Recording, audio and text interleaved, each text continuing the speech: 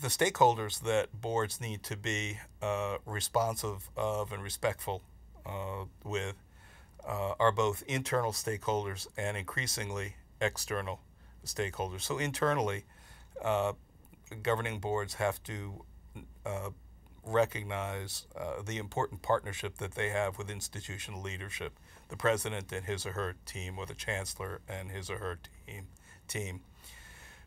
Certainly, the faculty is a big part of this. It is very difficult to run these institutions, colleges and universities, without a faculty that feels engaged and gets a sense from the top that they are respected and that their views are both solicited and appreciated. Students are certainly critical, increasingly so, just by virtue of the options that students have, both to either attend our institution or attend other institutions and other optional forms of a higher education. Students are an important part of the makeup of the stakeholders group. Staff as well can't be ignored when it comes to internal stakeholders.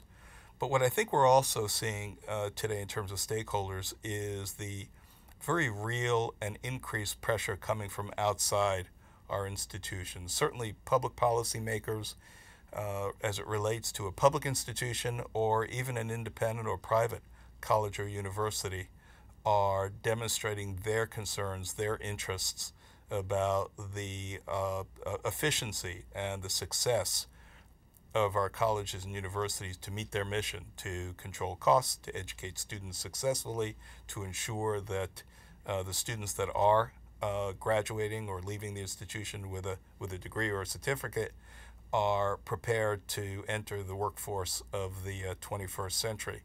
There may be other points of view, but policymakers for sure are assessing institutions at that level. Additionally, the media has an ongoing and increased sense of interest in the success of our colleges and universities. Corporate leaders, for sure, are concerned about the quality of the product that our institutions are turning out and making available to the corporations. Parents and donors and the corporate and foundation sector, in terms of the philanthropic, corporate and philanthropic sector, are all very willing to weigh in to try to impact and to add their specific thoughts. And boards really do have a responsibility in carrying out their role to serve the public interest and serve the public trust. To be willing to listen doesn't mean they need to adhere to any or all of the specific urgings coming from certainly external stakeholders, but they need to demonstrate a willingness to listen. If you put all of these stakeholders together, it both